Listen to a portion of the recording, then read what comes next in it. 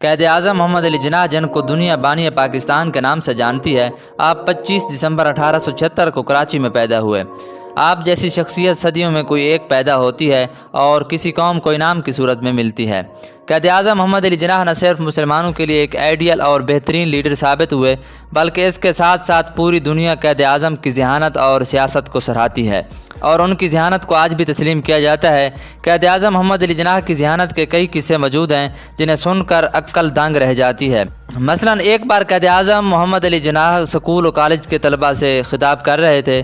ایک ہندو لڑکے نے کھڑے ہو کر آپ سے کہا، آپ ہندوستان کا بٹوارہ کر کے ہمیں کیوں تقسیم کرنا چاہتے ہیں؟ آپ میں اور ہم میں کیا فرق ہے؟ آپ کچھ دیر خاموش رہے تو اسٹوڈنٹس نے آپ پر جملے کسنے شروع کر دیے۔ کچھ نے کہا کہ آپ کے پاس اس کا جواب نہیں، اور پھر ہر طرف سے ہندو لڑکوں کی ہوٹنگ اور ہنسیوں کی آواز سنائی دینے لگی۔ قائد اعظم محمد علی جناح نے ایک گلاس پانی کا منگوایا۔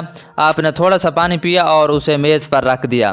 آپ نے ایک ہندو لڑکے کو بلایا اور اسے بچا ہوا پانی پینے کو کہا، تو ہندو لڑکے نے وہ پانی پینے سے انکار کر دیا۔ پھر آپ نے ایک مسلمان لڑکے کو بلایا، آپ نے اسے وہی بچا ہوا پانی دیا تو وہ فوراً قائد اعظم محمد علی جناح کا بچا ہوا پانی پی گیا۔ آپ پھر تمام اسٹوڈنٹ سے مخاطب ہوئے اور فرمایا کہ آپ میں اور ہم میں یہ فرق ہے۔ ہر طرف سناٹا چھا گیا کیونکہ سب کے سامنے فرق واضح ہو چکا تھا۔ ایک دفعہ کا ذکر ہے کہ دہلی میں مسلمانوں کی مسجد کے اوپر مندر بنانے کا کیس ہندوستان کے مسلمان قائد اعظم محمد علی جناح کے پاس لائے۔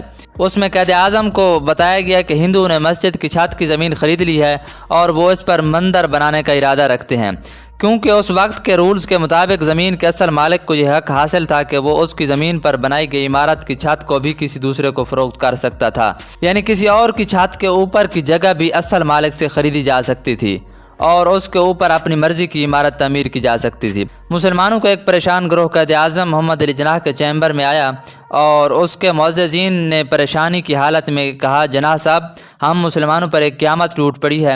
آپ کا بہت نام سنا ہے، آپ ہر کیس میں مہارت رکھتے ہیں اور اسے حل کر لیتے ہیں۔ اس کیس نے ہمیں ہندوؤں اور اس فرسودہ نظام کے ساتھ الجھا رکھا ہے۔ قائد اعظم محمد علی جناح نے سب کو اپنے چیمبر میں بٹھایا اور ٹھنڈا پانی پیش کیا اور فرمایا کہ تفصیل سے کیس بیان کریں، مگر پہلے پانی پی لیں اور ضروری کاغذات جمع کروائیں۔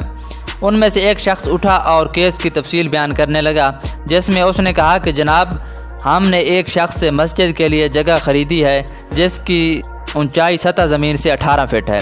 18 فٹ اونچائی تک عمارت کی تعمیر کے بعد مزید اوپر مکان یا تعمیرات بنانے کے لیے زمین کا اصل مالک ہندوستان کے رولز کے مطابق کسی اور کو زمین فروخت کر سکتا ہے۔ جب ہندوؤں کو اس بات کی خبر ملی کہ مسلمانوں نے اس شخص سے یہ زمین سطح زمین سے 18 فٹ اونچائی تک مسجد کے لیے خریدی ہے، تو ٹھیک اس زمین کے مالک سے ہندوؤں نے مسجد کی 18 فٹ سے اوپر کا حصہ پیسے دے کر خرید لیا ہے اور اسے مندر بنانے کے لیے مختص کیا ہے۔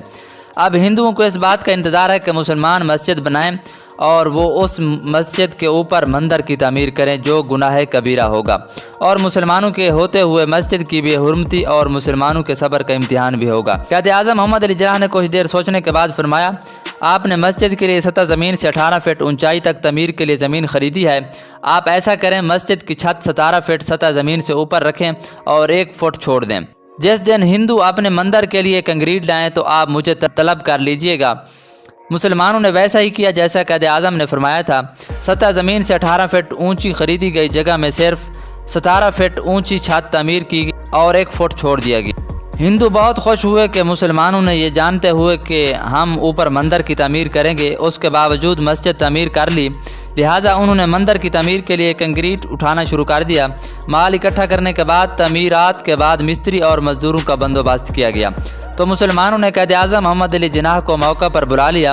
قائد اعظم محمد علی جناح نے مکمل تحقیق کے بعد ہندوؤں سے پوچھا کہ آپ نے سطح زمین سے 18 فٹ اوپر کا حصہ مندر کے لیے خرید رکھا ہے؟ سارے ہندو طنز و مزاح میں ہاں ہاں کرنے لگے، تو قائد اعظم نے اپنی زبردست ذہانت سے فرمایا، مسلمانوں نے اپنے حصے کی جگہ مکمل تعمیر نہیں کی۔ ان میں سے ایک ہندو چونکا اور کہنے لگا کہ وہ کیسے؟